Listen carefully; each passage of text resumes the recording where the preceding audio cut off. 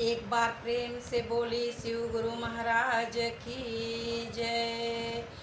एक बार प्रेम से बोली मैया भवानी की जय। और एक बार प्रेम से बोली भक्त और भगवान की जय। देखिए गुरु बहना, हम एगो शिव चर्चा के कहानी कहत बानी। वो कहानी के आप लोग सुनी। बहुत ही दर्द भरा कहानी बा और आज के युग के वही होत बा, वही पर ही आधारित कहानी बा के आप लोग सुनी।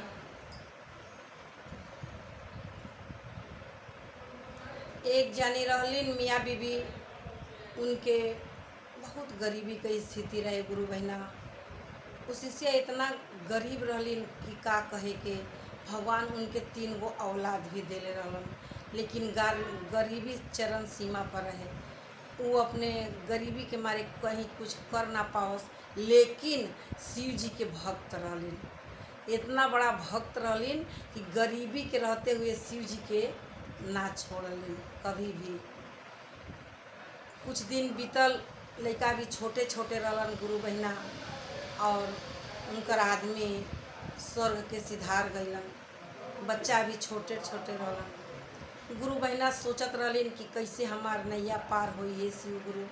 हम तो आप में इतना लीन रहिला, हमरे संगे ऐसन कैसे हो गए।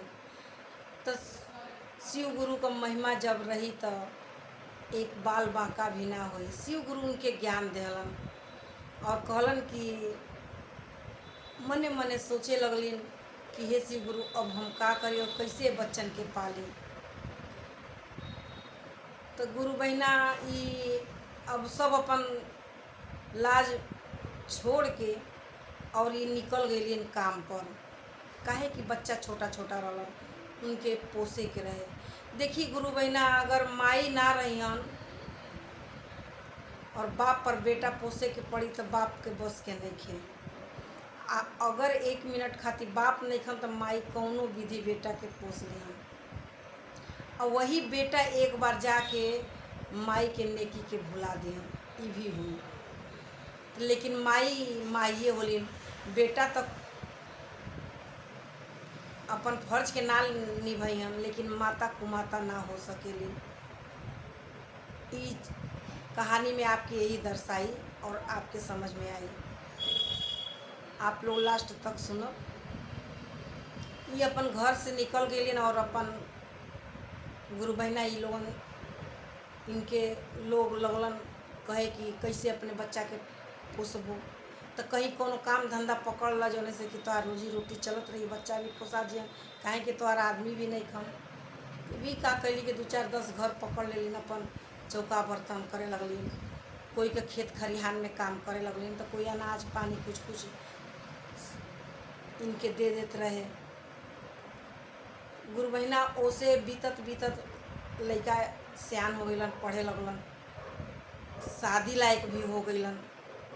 बड़का लड़का जब सियान भइलन तो सब गुरु भाई गुरु बहन कहे लगल लोग कि ए बहनी, अपने बड़का लड़का का शादी करला ताकि तू माला बाहर कामों करबू तो कम से कम घर में अबू तो एगो रोटी मिली बनावल खाए के। गुरु बहना सबकर बात मान लेलिन। आने बर देखुआ भी आवे लगलन लड़का देखे खातिर के, शादी करे खातिर के। सब गुरु बहना कहलो, गुरु भाई लोग कहल लोग तो अपन लड़का कह शादी का दिन धर लेलिन। शादी का दिन धर लेलिन, शादी भी कर देलिन। 2-4-6 महीना बीतल। गुरु बहना पतो ऐसन आ गए कि 6 महीना बीतत बीतत कहे कि अम्मा जी हम अकेले रहो, हम आपके साथ में ना रहो। तो ये इतना सीधा रहलिन गुरु बहना की कहलिन कि जाए तो जौने में तोहार खुशी होके उहे कर। तो इनकर वही खुशी भल तो इनके वही कर देलिन। तो ये अपन अलग रहे लगलिन। जब अलग रखले रहलिन तो ये अपन का करस कि दिन भर बनी मजूरी करके आके आ जौन कुछ होके तौन बनावस खियावस खास। बगल में भी शिव चर्चा होके तो चल जास शिव चर्चा सुने। शिव चर्चा ना छोड़लिन। आ तबले गुरु बहना बड़को मझिला लड़का भी इनकर सियान हो गल शादी करे के। तो सब लोग ये गुरु बहना लोग कहे लगल कि जब एगो को कऽ लेलू तब इहो तो शादी लायक हो ही गइलन, आ इनहू को बर देखुआ होते बाना, इनहू को शादी कर दा। तो सबकर मान चुन लेलिन, सबकर बात कर लेली, सब गुरु बहना समझा दिहल, तो का कैलिन इनहू को शादी कर दिहलिन। शादी कर दिलिन, 6 महीना बीतल तो जौन बड़की पतोह रहलिन, गुरु बहना ऐसा तो ना करे के चाहिए लेकिन वो कैलिन। बड़की पतोह रहलिन जौन इनहू के भड़का दिहलिन कि देखो हम अलगा बानी तो बड़ा सुखी से बानी, तू अलग हो जा। ई बतिया उनकर दिमाग में घुस गए जेठानी का। अब इहो का कैलिन कि अपन अलग हो गई, कहलिन कि अम्मा जी हम अलगे रहो, काहे कि बड़की दीदी अलग बाड़ी, बड़ा सुख चैन से बाड़ी, तो हम अलगे रहो। तो कहलिन कि जैसन तोहार इच्छा होके। सास बड़ी सीधा रही, वो अलग हो गई।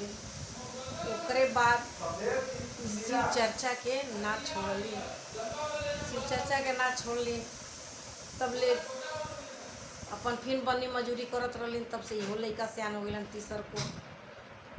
अब इनहू को बर देखुआ आवे लगलन। सब गुरु बहना गुरु भाई कहे लगल कि ए बहनी इनहू को बियाह कर दा, जब इहो शादी लायक हो गई हुआ तो सब ये गुरु बहना गुरु भाई के बात मान के इनहू को शादी कर देने। जब इनहू को शादी कर देने 6 महीना बीतल तो ये कहलिन कि देखिए अम्मा जी हम अलगा रह, देखिए दोनों दीदी जी बड़ा सुखी से रहता लोग, तो हमू के अलग कर दी। तो ये कहली कि जौने में तू खुश रहा तू अलग हो जा, का करे के बा हमके। इनहू अलग हो गई, लेकिन इस शिव चर्चा ना ही छोड़लिन, शिव चर्चा ना छोड़लिन। रोज इस शिव चर्चा में जास, भभूत लियावस, खास देह लगावस, बड़ी सुखी चैन से रहलिन। शिव गुरु का इनके ऊपर बहुत बड़ा कृपा रहे, जे शिव जी के माने उनके कृपा होइबे करी। अब ये लोगन का करिन, घर में रहत रहत खा खा के खूब मोटे मोटे अपन देह बना लिहल लोग।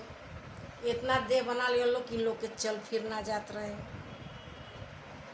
एक दिन तीनों जानी बैठल लोग आई अपने में बात करत रहे लोग कि देखी ना हमनी के कितना मोटा गल बनी जा, फूल गल बनी जा, घर में रह रह के खा खा के। आ देखिए अम्मा जी कितना फिट बाड़ी, काल ने कहाँ रोज जालिन। तो एक दिन पूछती जा कि अम्मा जी आप कहाँ जाइला, तो हमनों के चलती जा, तो हमनों को देहिया में थोड़ा आराम मिली, बहुत मोट हो गई बा देहिया। इ लोगन अपने में गुट बना के आप पूछल लोग सास से कि ये अम्मा जी रौरा कहाँ जाइला, हमके बताई, आ हमनों के ले चली। काहे कि हमनी का घर में रहत रहत मोटा गई बनी जा, आ आप एकदम फिट लागता नहीं देखे में, तो कहाँ रौरा जाइला, काहे आपका इतना फिटनेस बनल बा। तो वो कहलिन कि हम कहाँ जाइला, शिव चर्चा में जाइला, शिव गुरु के भक्त हैं, शिव गुरु में ही लीन रहिला और कहीं तो जाइला ना। तो कहलिन कि हमनों के ले चली, तो कहलिन कि चला जा। अब वहाँ शिव चर्चा में गई लोग, शिव चर्चा होत रहे, सब लोग सुनल, सब कोई शिव चर्चा गुरु बहना कहत रहे लोग, सबका शिव चर्चा सब सुनत रहे। इहो लोग सुनल, तो 10 गो गुरु बहना रहल लोग, शिव चर्चा दिहल लोग, भजन भाव कई लोग।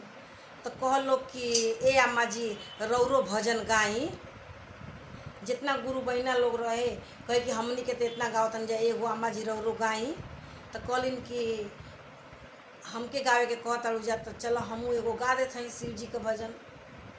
तो का कहलिन, जितना बहु लोग का काम रहे सब गीत के माध्यम से बतौलिन। आ का बतौलिन आप लोग सुनी। 4 बजे भोरे सासू झड़ुआ लगावे हो, पलंग में बैठल ना। 4 बजे भोरे सासू झड़ुआ लगावे हो, पलंग में बैठल ना। बहुआ चाहवाया डर करे हो, पलंग में बैठल ना। बहुआ चाहवाया डर करे हो, पलंग में बैठल ना। ई बड़की जानी के काम रहे, जौन बड़की बहुरिया रहलिन, तो ई उनके नौकरों से बढ़ के नौकर बनौले रहलिन।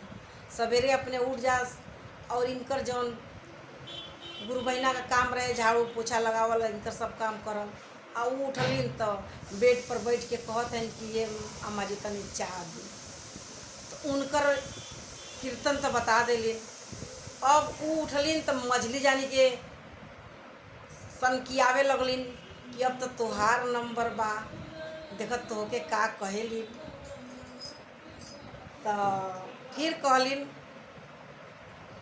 4 बजे भोरे सासू बरत नमाजे हो, पलंग में बैठल ना।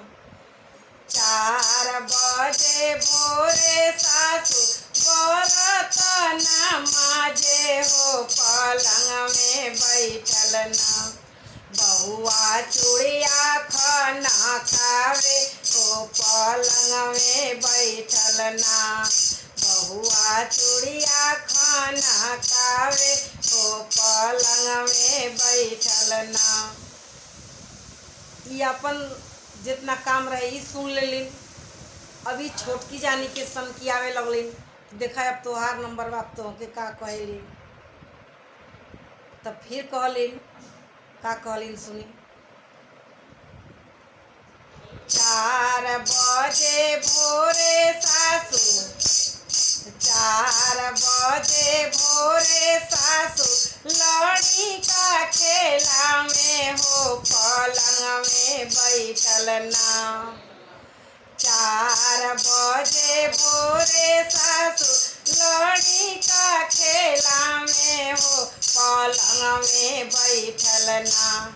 बहुआ खानवा आर्डर करे हो, पलंग में बैठल ना। बहुआ खानवा आर्डर करे हो, पलंग में बैठल ना। अभी तीनों जानी के बात तो गा देलिन, सब लोग सुन गए। अभी लोग के लगे लगल शर्म। ई लोग कहल कि अम्मा जी तो हमनी के बड़ा एथू क देली। तो कहलिन ओइजे सब समाज में सब गुरु बहिना और गुरु भाई बैठल रहे लोग, सबके सामने इस सास के गोड़ पर गिरलिन। शिव गुरु इन लोग का बुद्धि ज्ञान अकिल देहलन और ओइजे समाज में सबके गोड़ पर बूढ़ी के गिरल लोग तीनों जानी कहल लोग कि अम्मा जी अब ऐसन गलती हमने से ना हुई। शिव गुरु उन लोग का ज्ञान बुद्धि सब खोल देलन। एक दिन आई लोग तो इतना खुलल। तो बताई जे रोज रोज शिव चर्चा में जाई तो कर कितना ज्ञान होई, आप लोग समझ सकीला। लेकिन बहू लोग के भी ऐसा ना करे के चाहिए। उन लोग के एकदम ना ऐसा करे के चाहिए कि सास जब उम्र लायक हो गई तो उनके हम बर्तन मजवाई, खाना बनाई और पलंग पर बैठ के चाय मांगी। ये बढ़िया बात नहीं है गुरु बहना। तो चलिए हम यही अपने बात के समाप्त करता नहीं। और जैसा नहीं हमार कथा लगी आप लोग बताइए, आगे कमेंट करब और अपन नाम लिख के जरूर भेजब। तो बोली हर हर महादेव की।